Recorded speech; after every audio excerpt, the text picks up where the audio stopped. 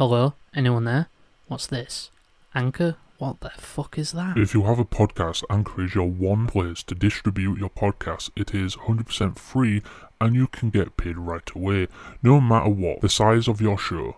And you can record, edit and many other tools on the website or app. Go to anchor.fm or download the app to get started. Don't have a podcast, sorry. Bye.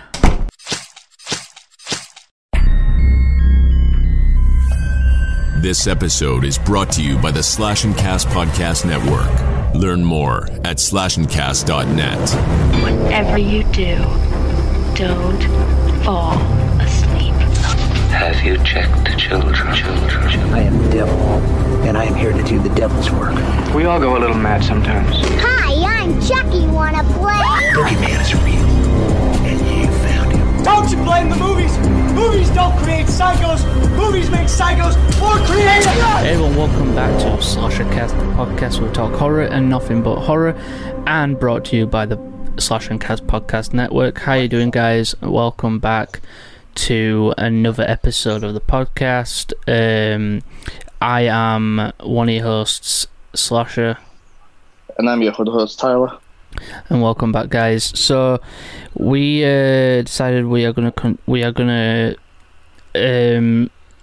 start our Nightmare on Elm Street, Nightmare read-throughs, our breakdowns. So obviously, the way we do it is we find a wiki, fandom wiki, and read through it. The Friday 13th ones were very short, but this one's really long. Pretty much the whole fucking movie. So yeah, the fandom wikis tell a bit more description than the actual Wikipedia, so that's why we're using the fandom wikis. Yeah, because this is about the fandom wiki is made by the fans, so they'll put more detail into it. So without further ado, I guess we should just start. Yep, you take it away. Alright. During the opening credits, Freddy Krueger is showing making his glove. Tina screams in the boiler room before her Tina Gray has a nightmare in which she is stalked through a boiler room by a mutilated figure with a distinctive glove with razor-sharp knives. Just as he catches her, however, she wakes up screaming. Her mother comes in the room to check on her, only to discover 4 razor cuts in her nightdress, identical to the cuts in her dream. The next day, she is walking to school and tells her best friends, Nancy Thompson and Glenn Lance, about the dream. Nancy mentions that the dream is very 1-2, Freddy's coming for you, referencing a jump rope song they knew as children. Oh boy. So it gives you a bit of an idea of Freddy Krueger right off the bat. Yeah. Right, go on. Okay, after a small argument with her boyfriend Rod Lane, Nancy tells Tina to forget about the dream. Glenn makes a cryptic comment about bad dreams, but ignores Tina's inquiry about his own dreams as he runs off to school. That night, by the way, everyone, Glenn is played by none other than Johnny Depp. Johnny Depp in his teen years. In his first, I think it was one of his. I think it was one of his first movie roles. Yeah, but then he started getting major roles. This was just more of a minor-esque role. Yeah, pretty much. Okay. That night, Tina, Nancy, and Glenn, who is Nancy's boyfriend, has a sleepover to make the distraught Tina feel better, as she still is troubled by the nightmare. However, as Tina describes the men in his dream, Nancy realizes that they are dreaming about the same person. He is described as being horribly burned with large finger knives that he scratches over everything. Although he registers a look of recognition himself, Glenn assures them that what they are talking about is impossible. No, it's not, Glenn, you lying son of a bitch. The 3 teenagers hear noises in the backyard of the house. They go outside to investigate with Glenn, leading the 2 girls after. Taking a few yards away from the back door, Tina's rebellious boyfriend Rod crashes the party and scares all three of them. After a short conversation between all of them, Rod takes Tina upstairs to have sex in her mother's bedroom, while Nancy and Glenn stay downstairs to talk for a while before going to their own rooms to sleep. After Rod and Tina have sex, Rod reveals to Tina that he too had recent nightmares, although he doesn't discuss the content. He then rolls over and they go to sleep. Bad I like idea. dynamic between the two couples, to be honest. Yeah, Glenn and Nancy are like more what is it, the loving couple, and those two are more like the sex crazed couple. Yeah, their acting is like quite natural. It's like they've been like friends in real life for quite some time, which I do like. Which would be like an on-set thing, where like on set they're like really close with each other. Like more time they get on set, the more closer they'll be, and then more natural. It's what happens with like TV shows and films. Like the more you are on set together, the more that you get to know each other. Like, because before filming of a movie, you get a read through of the script and you get to understand each other's characters, and you bond during read-throughs. So it's just one of those things that just makes you more compelling as a character. So yeah. Continue.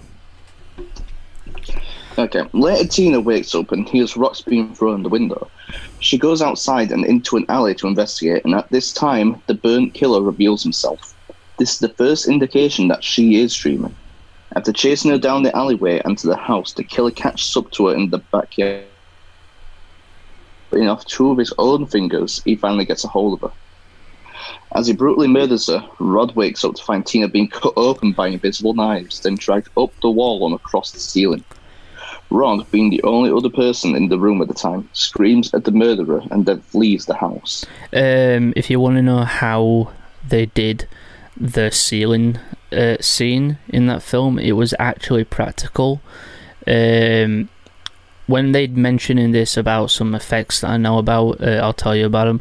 But in this scene, it is practical effects, because what they did was rebuild the room and have it spin around on a machine. And she was just basically, and in post, they'll make it a still shot, and then it'll look like it's going around and stuff. So it's an interesting way to do it. Nancy and Glenn enter the room to find Rod gone and Tina dead. Police Lieutenant Donald Thompson discusses the crime with a subordinate before revealing he is Nancy's father. Lieutenant Thompson speaks to Nancy and her mother, angry that Nancy was sleeping in the same house as Rod, who he refers to as a psychopath. Nancy insists that Rod and Tina's argument was not enough to warrant him to murdering her. You got a good point there, actually. And that is true. I mean, who would suspect like one argument leads to a murder? That would only actually be the argument wasn't really that bad to warrant a murder, unless you are a psychopath. Yeah, but you wouldn't be able to convince like a friggin' lieutenant about it. Like they'll think it's just more insane, like insanity. True. The next morning, after not sleeping, Nancy heads off to school, despite the objections from her mother. Noticing that her father has placed a police tail on her, Nancy cuts through a different street where she's grabbed by Rod and dragged into the bushes. Rod tries to explain what he saw and that it wasn't him that killed Tina. Although somewhat receptive to Rod's claims, Rod gets angry at Nancy and stupidly threatens her. Lieutenant Thompson appears in the bushes and pulls a gun on Rod, forcing him to run into the street, where he's arrested by other policemen. Nancy, angry at her father for using her to capture Rod, angrily leaves for school. Obviously, Rod's being framed for all this, even though he hasn't done anything wrong. That's what I like about the Nightmare films, is that obviously these kids know what's happening to them, what's going on, but no one believes them. When they try and tell like the adults and that, they just don't believe them, so it's interesting in that way.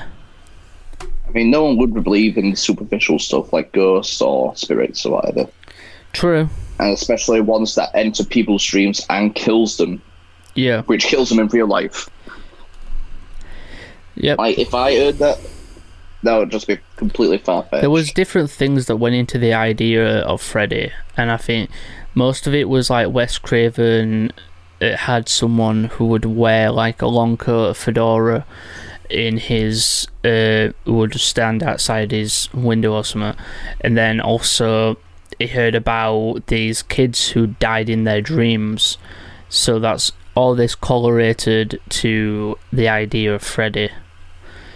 Like Wes Craven's a genius in that he uses his own like experiences to build this character. Yeah, maybe watching them through the window was probably taken from Halloween, if that was made before. I think it was. I think it was. Because you would see Michael Myers just watching over like the victims. Yeah. And then they look back and then they're gone. So this film came out in 1984. I think that was after Halloween. I think Halloween was made in late 70s, wasn't it? I think so. Yeah, okay. In class, Nancy notices a figure in a body bag standing outside the classroom. Leaving class, she finds the body bag being dragged down the hall. Turning the corner, Nancy knocks over a girl wearing a green and red striped sweater who demands Nancy to show her hall pass. After telling the girl off and running down the hall, the girl calls out for Nancy in a masculine voice. Looking back, Nancy sees her wearing the finger knives and instructing her not to run in the hallway. Nancy follows the trail of blood in the boiler room, where she is attacked by the killer, finally revealing his first name, which is Freddy. Realizing that she is dreaming, Nancy burns her arm on the boiler pipes to wake up. She screams in the classroom, alarming the teacher in the class. Embarrassed and scared, Nancy elects to leave class and go home. Her arm is burned in the same spot as the dream. Yeah, she starts to realise that anything that happens in the dream happens to her in real life. These nightmares cause her to talk to Rod in jail, who finishes telling her what he saw in Tina's mother's bedroom. He tells Nancy that he never saw anyone, and when he first saw Tina being murdered, he assumed he was having another nightmare. When Rod mentions that all 4 slashes in Tina's chest happened simultaneously, Nancy finally believes Rod is innocent. Later at home, Nancy is taking a bath. Her mother warns her not to fall asleep and offers to make Nancy some warm milk. As Nancy drifts off in the tub, the razor glove comes out of the water a couple of times, eventually pulls Nancy under the water. Nancy screams, bring her mother to the bathroom at the same time as Nancy finally wakes up and gets out of the tub. I just don't like the warm milk bit. Yeah, I want to know how they filmed the actual glove in the bathtub. I'm just betting someone was underneath, like Robert Englund was just underneath or something. You would not say someone is underneath the frigging bathtub. That would just seem a bit... I know, but I'm just wondering how they filmed that. It's a cool shot, but most of this film is practical effects, so they must have somehow done that practically. Maybe. If Nancy was actually in the bath, maybe there was like a mannequin hand with the gloves, and then she used the feet to like slowly lift it up out of the bath. Possibly. Like Like, it would be something cheap to use, considering the budget. Got a good point there. Right, go on. Yeah. That night, Glenn climbs into Nancy's bedroom and Nancy reveals her thoughts about Tina's murder. She asks Glenn to watch over her while she sleeps. Nancy goes to sleep in a dream and she sees the murderer go into Rod's cell. After an encounter with the killer, Nancy wakes up to find Glenn asleep. She chastises him and tells him to hide as her mother comes to the door. After convincing her mother that she is going back to bed, Nancy and Glenn go to the police station to see Rod.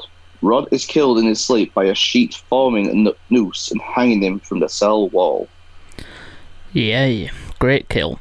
Like, Freddy in this makes all the kills look like accidents, like blaming Rod for his girlfriend's death and then killing Rod by suicide, making it look like that he felt guilt, so he killed himself because of it. It's very genius, but wait till we get to Glenn's death, because it didn't really work well on friggin' Rod's death, to be honest. Not Rod's death, Tina's death. Tina's, it was, with the 4 slashes, like, how could one person do that just normally? Like, he didn't have any weapons at all. I know, that's the problem, is that he didn't have any tools necessary. There was no evidence of any weapon at all. But the police still convicted him because he was the only person in that room. Yeah, true. So he would be the most likely suspect. Yeah. After Rod's funeral, Nancy tells her parents that Rod was not the killer. She describes the killer as a horribly burned man who wears a dirty red and green sweater, a weird hat, and has razors on his fingers. The colour drains out of both of their faces, indicating recognition. Nancy's mother takes her to a dream therapy clinic to ensure she gets some sleep. Once again, she has a horrendous nightmare. This time, a white streak appears in her hair, and her arm is badly cut.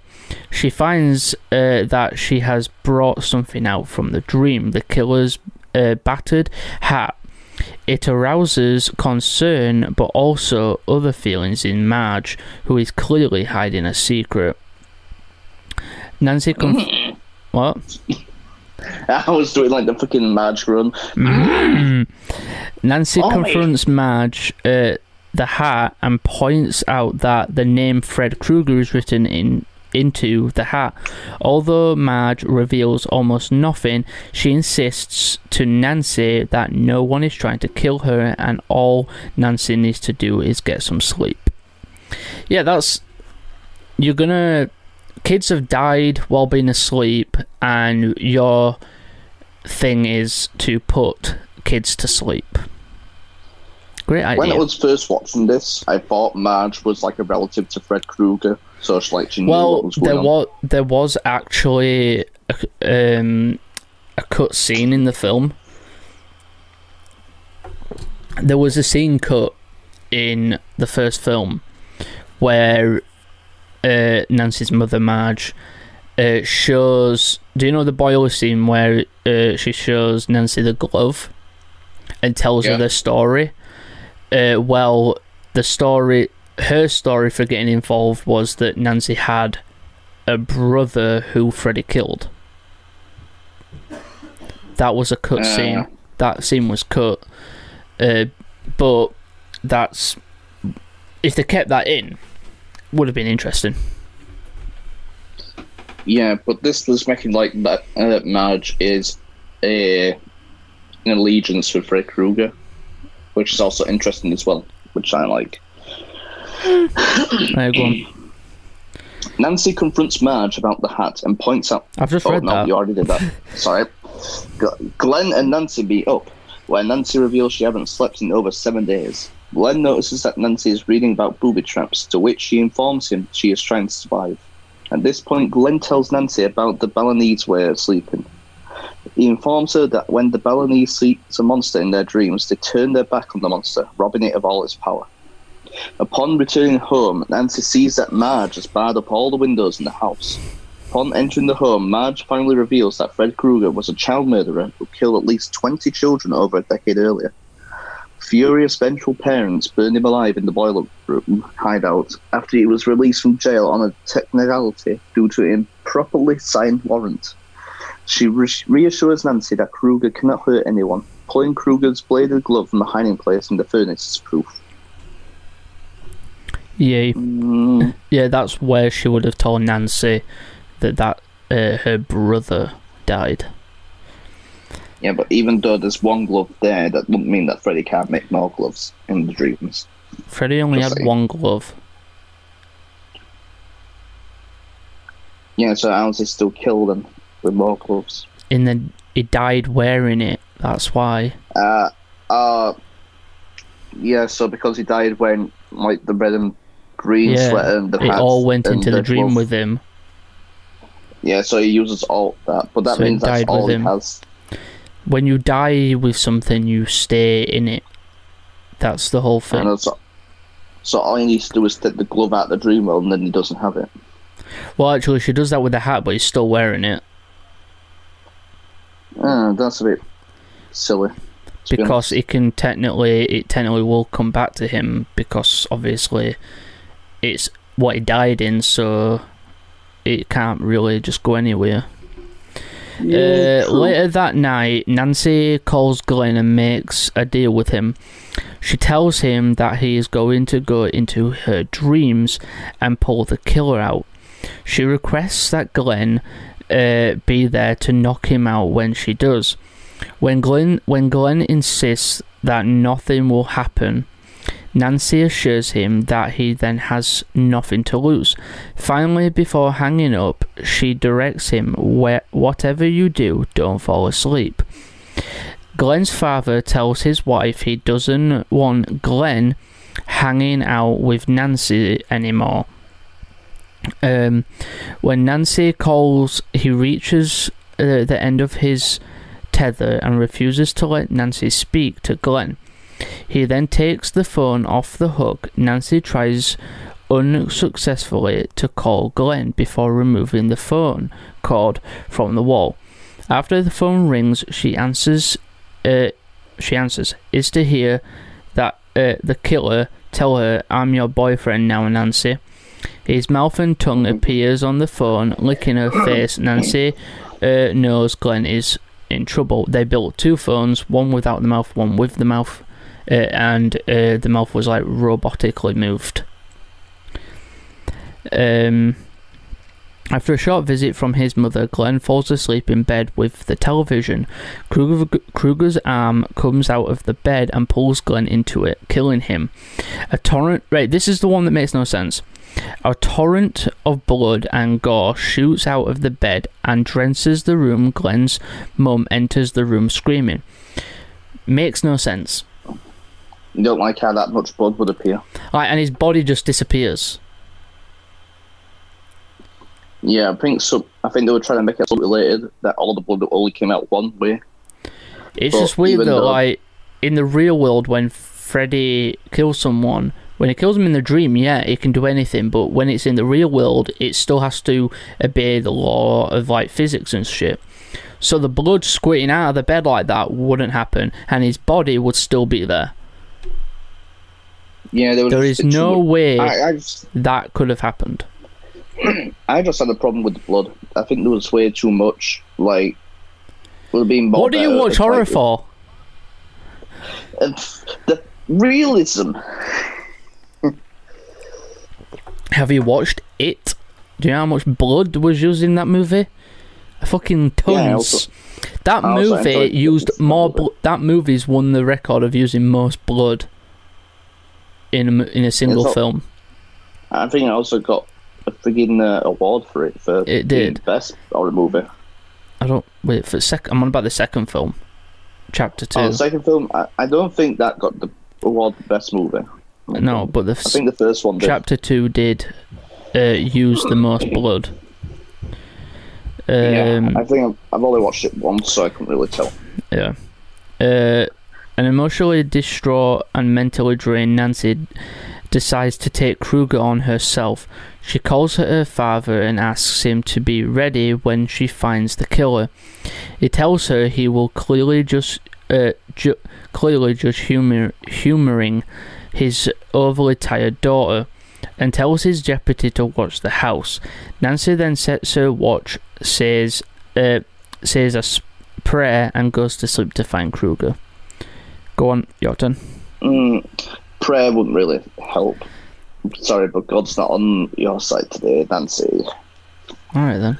Nancy bravely pursues Kruger and eventually finds him, and after they struggle, her alarm goes off and she wakes up in the bed, seemingly alone. After assuming she's crazy, Kruger jumps on Nancy and tries to kill her. Having prepared beforehand, Nancy proves more than a match for Freddy, leading him through a barrage of booby traps. Nancy continuously calls out for her absent father until finally the officer he had watching her gets Lieutenant Thompson. Freddy then chases Nancy down to the basement where she sets him on fire. Nancy locks him in the basement and finally gets her father and the rest of the police to help. After discovering that Kruger had escaped and that fiery footsteps led upstairs, Nancy and her father witness Kruger smothering Marge with his flaming body, then disappearing to leave her corpse to sink into the bed. After sending her father away, Nancy faces Kruger on her own and succeeds in destroying him by turning her back on him and draining him of all energy. She wishes for all of his victims, including her mother, to be back as she walks out of the mother's bedroom. The scene changing to the next morning as Nancy gets in a car with Glenn and the rest of her friends. On the way to school, Kruger possesses the car just as she gets in the car, drives away with Nancy, screaming for her mother, and Marge being pulled through the door window by Kruger's bladed hand, while 3 little girls sing his song. And that's how the movie ends. Didn't like the ending, but yeah, apparently it's a bit stupid. But apparently the producer wanted a scary ending. Yeah, I know. A happy ending. I think the producer wanted a scary ending, and Wes went with having a happy ending, but with a bit of like, are they like people questioning if Nancy and her friends are dead or not? But when it comes to Dream Warriors, we know that they're dead, but she isn't. Her mum is. Yeah, if no one she understood isn't. the end of the movie, then they was trying to make it like the ending was a dream as well. That's why everyone was alive, including Marge. That's why who we just saw being burnt. Yeah, that's why in the second film we do hear that apparently she went insane and something happened, but really she didn't. It was like a whole thing apparently that went wrong. So yeah, some contradictions in the sequels, but it still makes, if you can like understand what those are, then you can kind of guess where it was going. Yeah, there's a small pilot for the future films, which are way better than this one, I would have to say. Dream Warriors is definitely one of my favourites. 2's okay. I don't mind 2. I don't mind 2, but it's kind of a weird movie as well. And all of them weird movies. It's got undertones in it, which was actually supposed to be there. I thought you were going to say Undertaker, and I was going to be like, wait. And I just don't understand why Freddy chooses to possess people, because what's the point when he's a fucking dream demon? What? I've never understood why would Freddy want to possess a human? And like, because in Dream Child he tries to possess that girl's son and become human again, but I don't get it. You're a dream god, you can live forever, why would you want to be human again? So he can actually kill. He's got like more in his mind than what you would expect. But to be honest, there is a rule that he can only kill Elm Street kids, like for revenge. That's what his deal was. Yes, I think that's why he wants to take over a real body, so then he can kill other people. Well, in Dream Master, everything, all that changes. because he kills the rest of the Elm Street kids, but because one of them uses her power to drag her friend in, who isn't one, he is allowed to kill whoever he wants after that. Yeah, so it's like an error on their part. If that didn't happen, he would have been able to. He would have been gone. If that didn't happen, he wouldn't have been able to hurt anybody. It would have been trapped in its own little dream world. Yep, and because of what happened, he was able to start killing anyone he liked.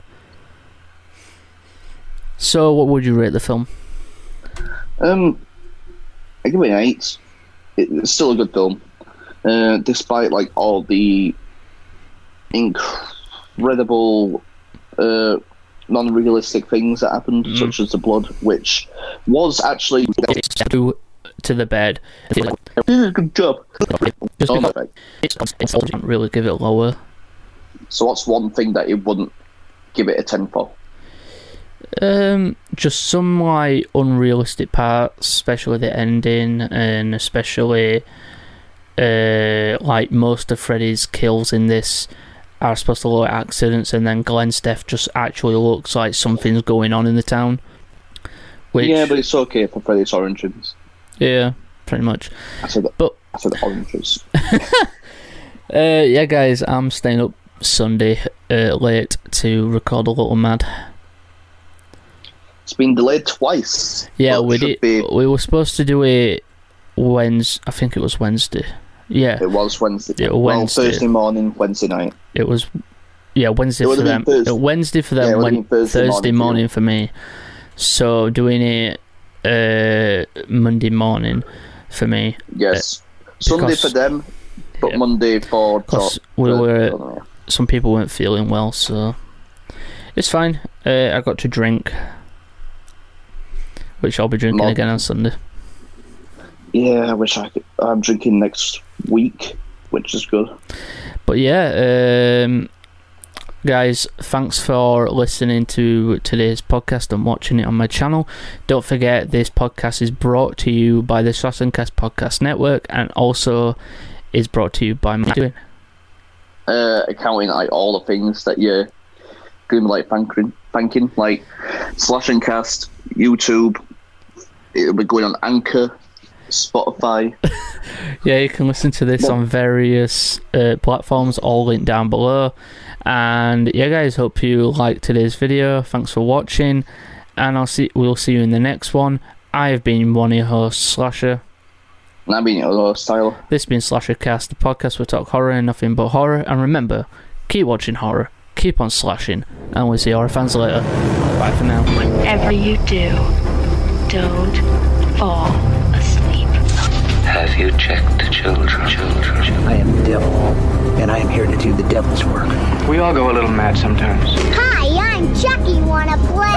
Boogeyman is real, and you found him. Don't you blame the movies? Movies don't create psychos. Movies make psychos more